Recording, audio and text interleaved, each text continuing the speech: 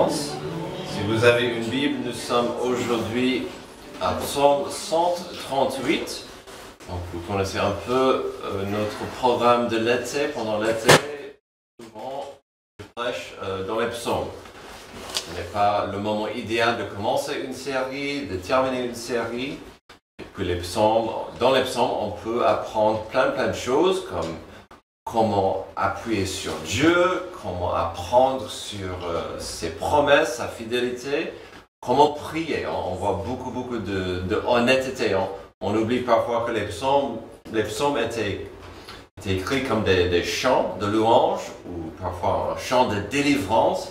Donc il y a beaucoup d'émotions, beaucoup de bonnes choses dans les psaumes à apprendre et de voir. Alors aujourd'hui, dans notre chemin dans les psaumes, nous verrons ce psaume 138. Ce que nous aurons, c'est un homme qui est positif, très enthousiaste. Mais en plus, il comprend le pouvoir de la passion. Sa passion est évidente ici. Il est plus que passionné, il est inspiré et il veut que ça se propage. Il veut que sa passion touche autrui et que les gens autour de lui aussi deviennent passionnés, enflammés. Mais de quoi et pourquoi? Alors, ce n'est pas un mystère que la passion peut être contagieuse. Ça peut être une bonne chose, ça peut être une mauvaise chose. Ça peut être une mauvaise chose, par exemple, dans une classe où il y a un élève qui commence à râler.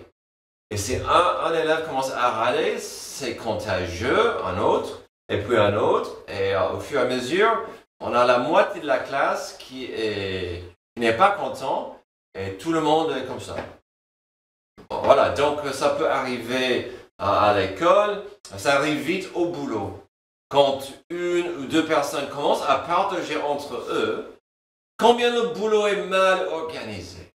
Le boulot est mal, c'est pourri. Et si vous n'êtes pas soucieux, il y a une manifestation ou pire au boulot. Et donc ça peut arriver au boulot comme ça. Et chaque printemps, c'est la saison des manifestations dans la rue avec les syndics. Hein? Parce qu'on n'est pas content, on est râleur du boulot. Voilà.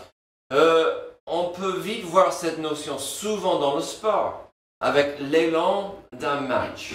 On peut voir dans un sport, une personne va faire une erreur et l'autre équipe aura la balle. Et puis, ils vont gagner un point et la première équipe, quelqu'un va faire une erreur et l'autre équipe va gagner un point et l'élan change de direction très vite. Je ne sais pas si vous avez vu la fin du match hier, de basket. La France avait énormément d'élan.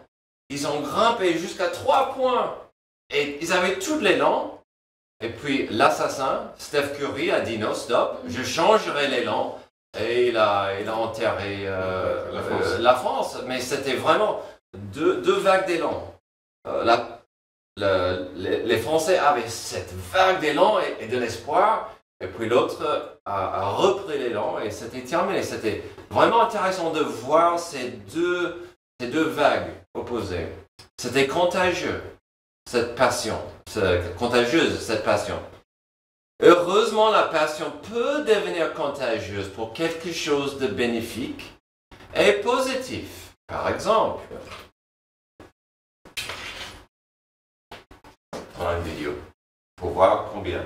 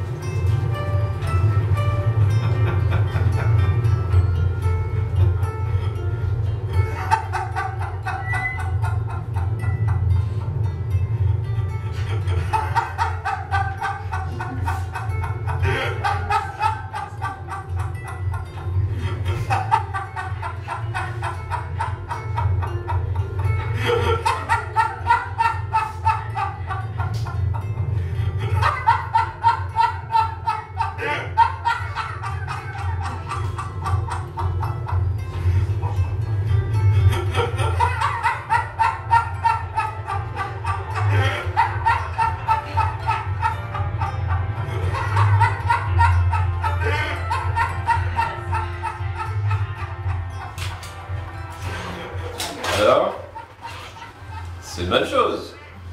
Et certains d'entre vous, vous avez... Mais c'est une pub. Oh oui, c'est une pub. Ouais, c'est une pub. Mais ça nous montre combien c'est contagieux, certaines choses. Ça, c'est un exemple positif sur combien ça peut être contagieux de partager la joie. Et c'est vrai que dans une classe, si quelqu'un commence à rire, ça devient de plus en plus difficile de s'arrêter. Et puis c'est contagieux et tout le monde a des soucis avec le prof. Mais bon, ça c'est autre chose.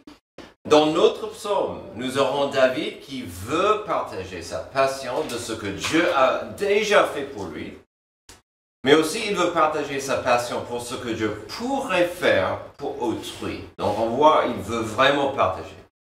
Puis on verra qu'il termine toujours enthousiaste de ce que Dieu pourrait faire pour lui dans des difficultés. Donc il y a un peu de tout dans ce psaume. Une appréciation de ce que Dieu a fait, mais aussi de ce que Dieu peut faire. Et il va faire son mieux pour voir sa passion, son inspiration, sa joie deviennent contagieuses. Et donc, voyons. On sait que la grâce de Dieu a la capacité de transformer une personne. Verset 1. Je te célèbre de tout mon cœur. Je chante tes louanges en face des dieux. Je me prosterne dans ton saint temple et je célèbre ton nom à cause de ta bonté et de ta vérité. Oui, tu as surpassé ta réputation dans l'accomplissement de tes promesses. Lorsque je t'ai appelé, tu m'as répondu, tu m'as encouragé, tu m'as fortifié. Alors ici, nous aurons la partie la plus personnelle, je dirais aussi profonde du discours. On parle de la grâce de Dieu. Elle a la capacité de transformer une personne. La grâce de Dieu, je vous rappelle, elle s'agit des bienfaits immérités de Dieu, des bénédictions imméritées. Donc c'est la richesse que Dieu nous donne, ces richesses que nous ne pouvons pas mériter. On ne peut pas aller gagner ou travailler afin d'avoir ces bénédictions. Et donc on voit cette grâce qui touche cette personne sur plusieurs niveaux. La grâce de Dieu est puissante. Elle est profonde, elle est transformative. Donc voyons ces niveaux multiples, ces niveaux divers de bénédictions qui viennent de la grâce puissante de Dieu. D'abord, nous voyons tout de suite au verset 1, une célébration qui vient du cœur. J'apprécie comment il a écrit ce premier verset, la première moitié de la phrase. Je te célèbre de la plupart de mon cœur. De la moitié de mon cœur, un tiers de... Non, je te célèbre de tout mon cœur. De tout mon cœur. On a une célébration, normalement ça implique de la joie. Elle implique souvent une victoire. Mais ici ça va encore plus loin car elle implique la totalité du cœur. Ce n'est pas facile d'impliquer tout son cœur. À mon avis, le psalmiste était inspiré ici par Deutéronome 6, un des passages les plus importants pour Israël et je dirais même pour nous. Deutéronome 6, 5 à 9. Tu aimeras l'Éternel ton Dieu de tout ton cœur, de toute ton âme et de toute ta force. Les commandements que je te donne aujourd'hui seront dans ton cœur. Alors, s'il dit, tu dois aimer ces choses avec tout ton être, forcément, il doit avoir quelque chose à appliquer derrière. Ça va se voir dans sa vie. Donc, c'est pourquoi on a le verset 7. Tu les répéteras à tes enfants. Tu en parleras quand tu seras chez toi, quand tu seras en voyage, en vacances, quand tu te coucheras et quand tu te lèveras. Tu les attacheras à tes mains comme un signe, elles seront comme une marque entre tes yeux. Tu les écriras sur les montants de la porte de ta maison, sur les portes de tes villes. Est-ce que vous pensez que c'était important pour ce peuple de penser à Dieu, d'aimer Dieu? Parce qu'il a dit, parlez-en à vos enfants, pensez-y quand vous voyagez, quand vous quittez la maison, quand vous entrez. C'est important de penser à et de vraiment d'aimer Dieu avec tout votre être. Une des valeurs la plus fondamentales pour le peuple de Dieu à pratiquer, mais aussi à partager et puis enseigner, c'est l'amour de Dieu. C'est une valeur tellement importante, on ne peut pas la garder pour soi. Il faut partager, il faut expliquer, il faut vivre cet amour. Ici, dans notre psaume, nous voyons une célébration qui implique un cœur totalement consacré à Dieu. Vous ne pouvez pas me convaincre qu'il n'y a pas d'amour pour Dieu dans cette célébration. Et puis, ensuite, il parle d'un chant des louanges en face des petits dieux. Un chant de louanges en face des dieux. Je chante tes louanges en face des dieux. J'aime bien comment il a écrit ça. Nous avons parlé un peu d'autres dieux qui font partie de l'histoire d'Israël récemment. Il y avait bien sûr l'histoire en Exode où ils ont quitté l'Égypte et les dieux qui dominaient l'Égypte. Ils étaient dans l'esclavage. Et puis ils sont entrés dans la terre promise qui était aussi dominée par d'autres dieux, d'autres systèmes de croyances, d'autres religions. Et ces choses étaient dangereuses pour le peuple. Ces idoles, ces faux dieux étaient dangereux. Et donc on voit souvent que Dieu va dire, ce n'est pas assez de dire oui, je veux adorer Dieu, Yahvé, il est mon Dieu. Il faut vraiment faire attention de tourner le dos aux anciens dieux, aux anciennes croyances. Et donc il dit, je vais chanter les louanges à mon Dieu devant les faux dieux. Ah, ça c'est vraiment une attitude de joie, d'ambition et de confiance. De chanter à mon Dieu devant les faux dieux. C'est merveilleux. Et puis on voit ensuite une adoration, ce que j'ai appelé corporelle, verset 2. Je me prosterne dans ton saint temple et je célèbre ton nom à cause de ta bonté et de ta vérité. Ici, on est rappelé d'une beauté profonde de l'adoration en communauté. Quand vous venez à l'église, ça peut être tout personnel et Dieu peut parler à votre cœur sans que personne autour ne le sache. Ça, c'est une des beautés d'être ensemble à l'église. Dieu peut te toucher pendant un message, pendant un chant, pendant un témoignage et c'est Dieu qui te parle. Et personne n'est au courant autour. Certains des moments les plus profonds de ma vie, entre moi et Dieu, c'était pendant un message à l'église, ou pendant l'appel. Et personne autour le savait. Mais Dieu a choisi ce moment pour saisir mon attention. Oh personne, écoute-moi. Ok? J'écoute. Mais c'était pendant le culte. En même temps, on peut être ensemble, dans un culte, une adoration corporelle, et c'est magnifique. Il n'y a rien, pour moi, très peu de choses plus magnifiques d'être avec vous, chaque dimanche, en train de chanter, louer, partager l'amour fraternel. C'est un moment incroyable. C'est bénéfique d'être ensemble dans la maison de Dieu. Donc il y a beaucoup de bénédictions d'être ensemble pour adorer Dieu. Et donc, on voit cette adoration corporelle où il dit « Je me prosterne dans ton saint temple ». On voit l'idée que c'est intime, mais il est entouré par d'autres personnes qui sont là pour la même raison. Et qu'est-ce qu'il est en train de faire quand il est là? Pourquoi il se prosterne? Il veut célébrer la bonté et la vérité de Dieu. Alors, si vous êtes un peu découragé, vous êtes un peu fatigué, louez la bonté de Dieu. Louez la vérité de Dieu. Car la vérité se manque aujourd'hui. On a très peu de vérité, on a très peu de bonté. Mais on peut dire, mon Dieu est bon et est vrai. Ensuite, on voit une reconnaissance pour ce que Dieu a fait. Je vous ai dit, c'est personnel cette partie du discours. Oui, tu as surpassé ta réputation dans l'accomplissement de tes promesses. Lorsque je t'ai appelé, tu m'as répondu, tu m'as encouragé, tu m'as fortifié. Toute cette joie, tout cet enthousiasme, toute cette adoration nous est présentée grâce à ce que Dieu a fait dans la vie de notre psalmiste. Regardons le verset 3 encore.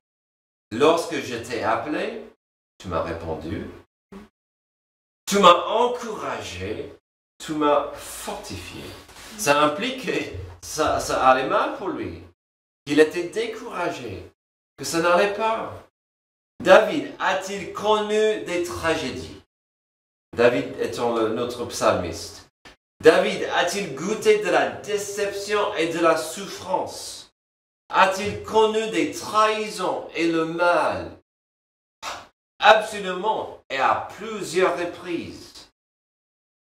Mais ici, David veut partager combien Yahvé était réceptif, disponible et franchement incroyable dans sa vie.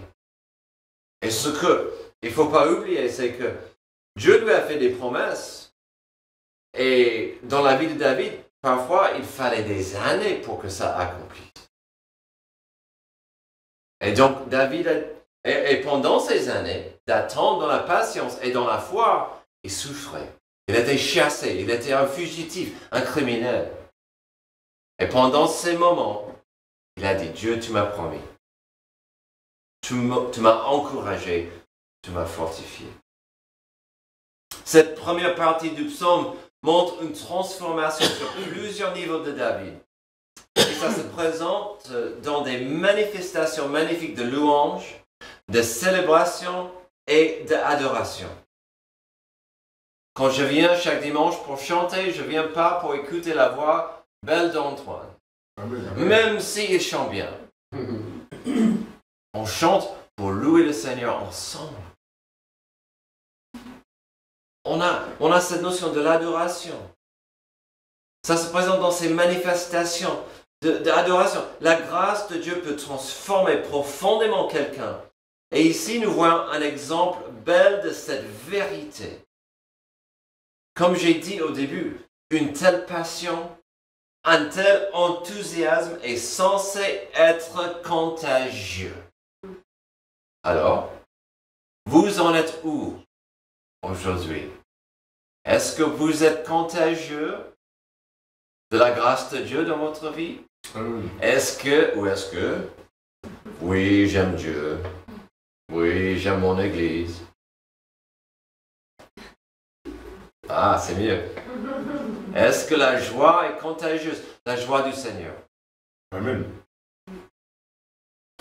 On a commencé avec la notion que l'on sait que la grâce de Dieu peut transformer une personne. Et donc on l'a vu sur plusieurs niveaux. Il adore, il chante, il loue, il va au temple, il va parler, il proclame, il partage. Maintenant, on changera un mot. Le mot savoir deviendra le mot croire. Pourquoi? Car il y a un changement de cap de ce qui est personnel à ce qui est désiré et préférable pour quelqu'un d'autre. Donc, deuxième, on croit que la grâce de Dieu a la capacité de transformer des puissances. Verset 4.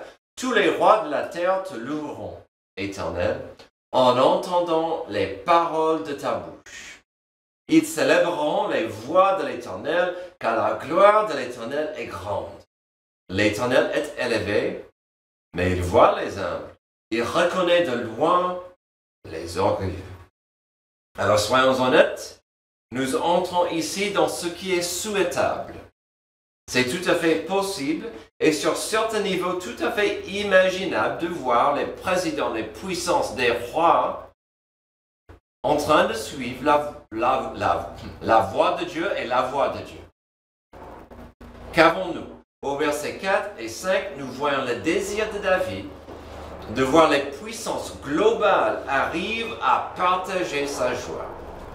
La célébration et la joie de David pourraient être contagieuses et il veut le voir. Il veut que les puissances mondiales partage sa paix, sa fierté et son allégresse.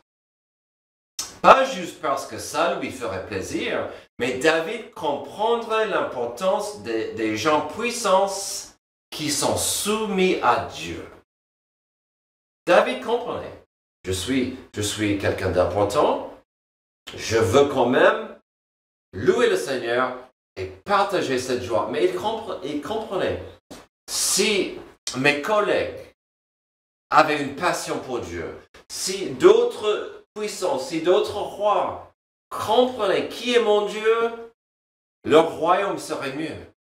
Le monde serait mieux si tout le monde comprenait cette joie qui vient de Dieu. Mais pour que cela arrive, il faut faire face à la réalité dure. À mon avis, c'est pourquoi nous avons quand même le verset 6. L'Éternel est élevé, mais il voit les humbles, il reconnaît de loin les orgueilleux.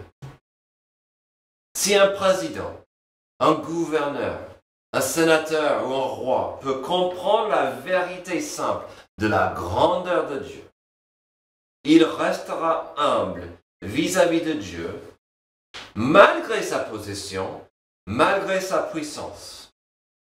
Mais je dis si une telle personne comprend sa place. C'est un mot énorme ici, le mot si. Car combien de gens puissants comprennent leur place dans le monde? Combien de présidents, combien de rois, combien de gens avec le pouvoir comprennent que Dieu est plus important, plus grand, plus merveilleux que eux. Mais l'homme puissant, qu'est-ce qu'il veut faire? Il veut garder sa puissance. Il va garder sa puissance à tout prix. Et souvent, il va écraser tous ceux qui sont autour de lui. Et on voit ça aujourd'hui. Les puissants sont en train de dominer le monde par l'avarice, la soif de posséder. Ils ne comprennent pas cette joie que David voulait partager. Mais chaque être humain aurait la capacité d'étudier la notion de Dieu. Que ce soit dans la nature, comme explique Romains chapitre 1. Romains chapitre 1 dit, l'être humain n'a pas d'excuse. Quand il voit combien la nature est merveilleuse, la création de Dieu est incroyable. Il doit être honnête qu'il y a un créateur qui existe et qui veut faire partie de sa vie. Que ce soit dans notre ère moderne, de pouvoir accéder à beaucoup d'informations.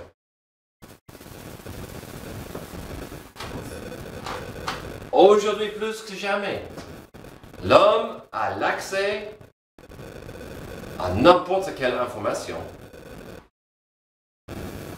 Mais quelle information qu'il a accès? La Bible, la parole de Dieu, dans sa main, c'est incroyable. C'est incroyable aujourd'hui ce que l'homme peut accéder. Peut-être le détail le plus important ici se trouve encore dans un petit mot, entendant. Pour qu'un roi entende les paroles de la bouche de Dieu, il devrait être ouvert à l'écoute. Si un président, un gouverneur, un sénateur n'a pas envie ou n'aurait pas le désir d'écouter ce que Dieu a à dire, il n'entendra pas sa voix. Mais le roi qui veut bien entendre les paroles de Dieu, le président qui veut bien honorer la gloire de Dieu, lui aussi célébrera les voix de Dieu. Et le choix, c'est à chacun. La Bible nous raconte quelques histoires où un tel roi a compris qui était Yahvé et a décidé de honorer ce Dieu puissant et merveilleux. Récemment, hier, je lisais, un collègue de David, un roi, a compris que le Dieu de David était merveilleux et glorieux et voulait aider David avec ses projets pour le temple. Et bien sûr, plus tard, dans la vie de Daniel, Shadrach, Meshach, Abednego, il y avait des rois qui ont compris. Ah, le Dieu d'Israël est plus fort que nos dieux. Ça peut arriver qu'un roi arrive à cette connaissance. Et c'est rare, malheureusement.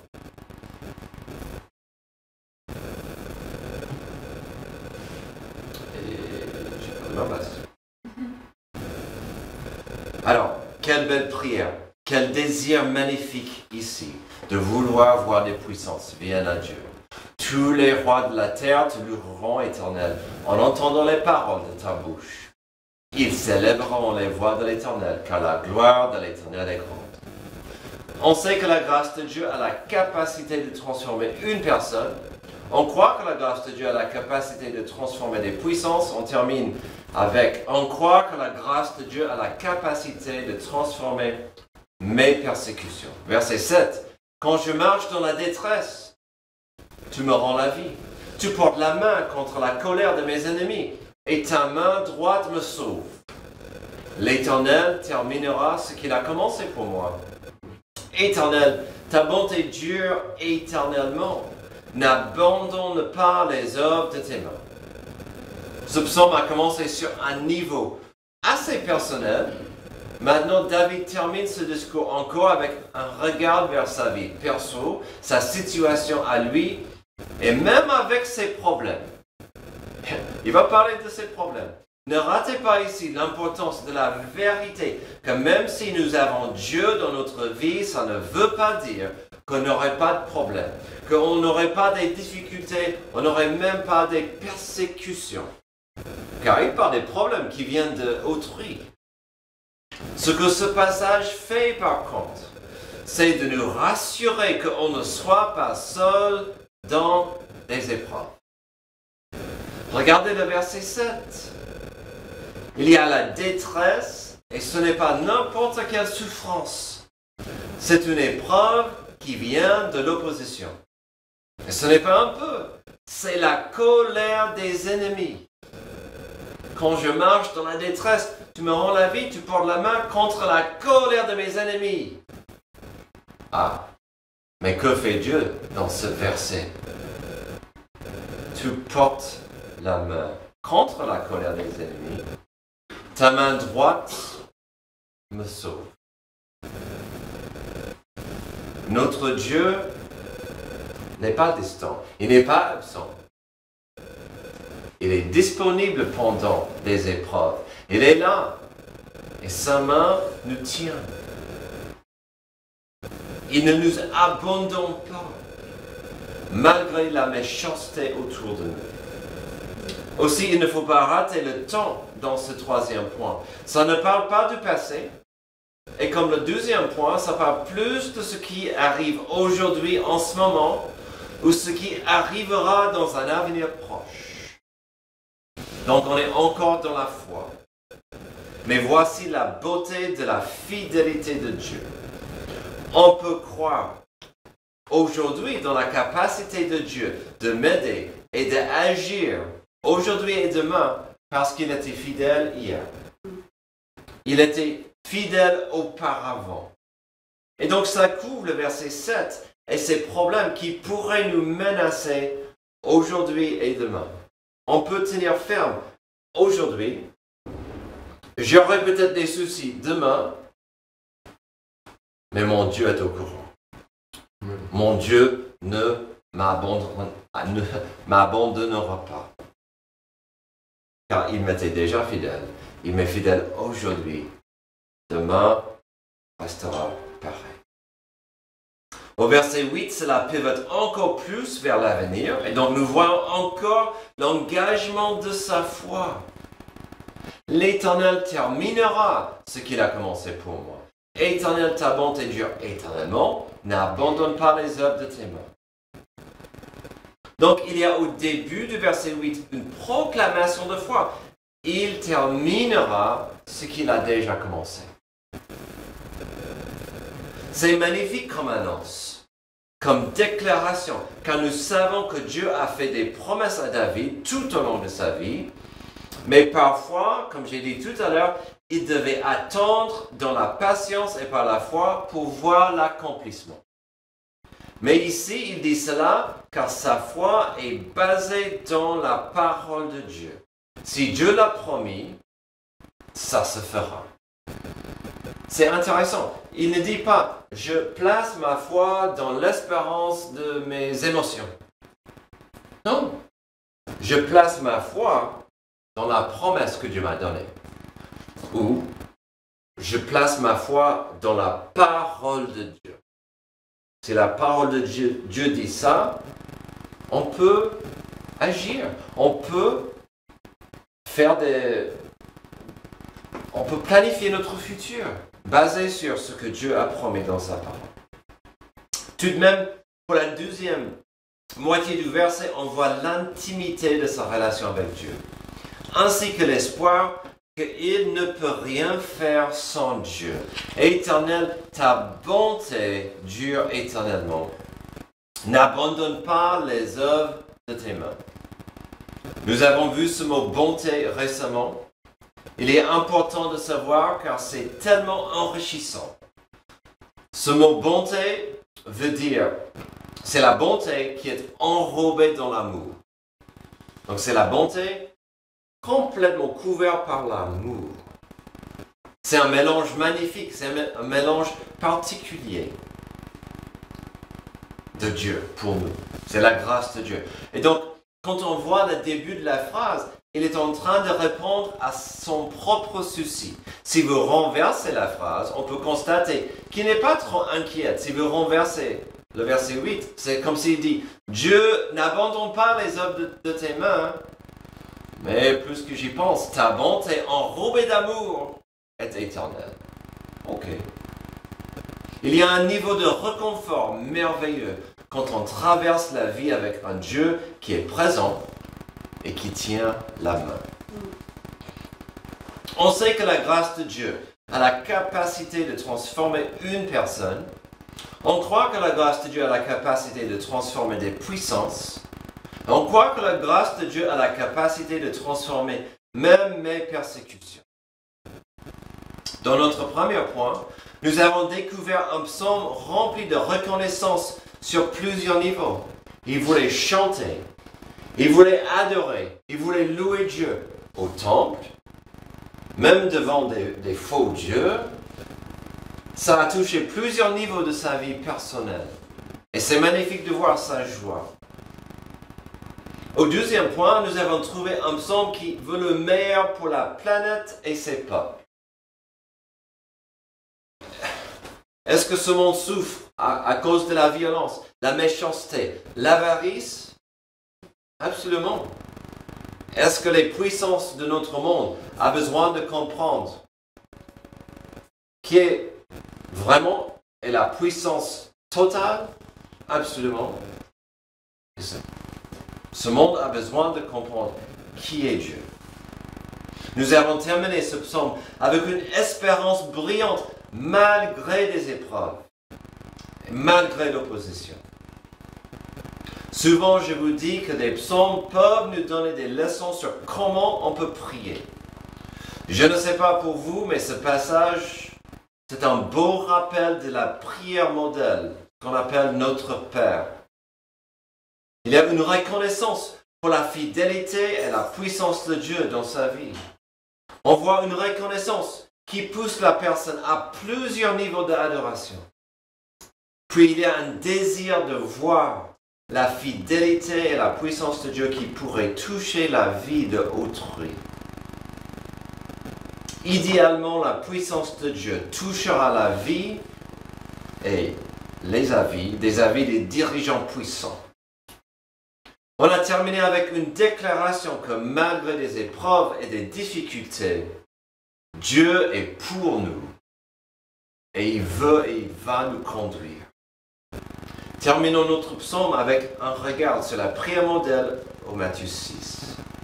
Voici donc comment vous devez prier. Notre Père qui est aux cieux, que ton nom soit sanctifié. Et notre deuxième point, que ton règne vienne, que ta volonté soit faite sur la terre comme au ciel. Donne-nous aujourd'hui notre pain quotidien.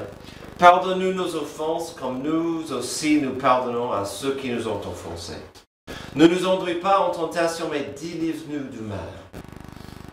Car c'est à toi qu'appartiennent, dans tous les siècles, le règne, la puissance et la gloire. Cette prière, c'est une proclamation magnifique sur notre Dieu incroyablement puissant, un Dieu gracieux, un Dieu qui nous aime et qui veut que nous soyons prêts à partager cette passion, que nous soyons contagieux de la grâce de Dieu. Merci Dieu pour ce psaume qui nous rappelle combien tu es merveilleux, combien tu nous aimes, combien tu veux remplir nos vies avec ta grâce. Nous sommes créés afin d'avoir cette relation de paix avec toi. Aide-nous à marcher plus proche à toi et d'être contagieux de ta grâce. C'est dans le nom merveilleux de Jésus que j'ai prié. Amen. Levez-vous s'il vous plaît pour notre dernière.